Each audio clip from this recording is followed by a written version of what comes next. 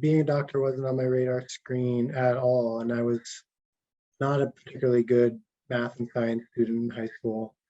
And then in college, at St. John's, you're thinking a lot about like what is a well-lived life? What is it to live a life in which you're examining yourself, and you're thinking a lot about the concept of virtue and all these kind of philosophical things. And I knew I wanted to be a poet. I think I worried that as a pretty like shy and retiring person that I chose to become a poet without doing something that kind of forced me into the world, that I would just recede too much. And I wanted to be able to be of use to people and to throw myself into the world actively, and to be in the thick of it, be with people in like the most, the blood and the shit and the piss. And I think if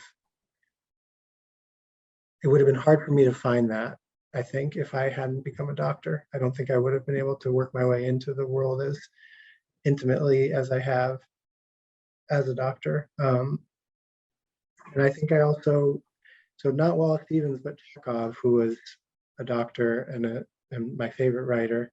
I think his writing is so,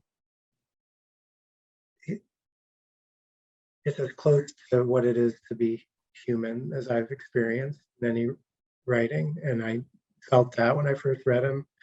And I think I must have felt that his being a doctor gave him insight that played a part in that.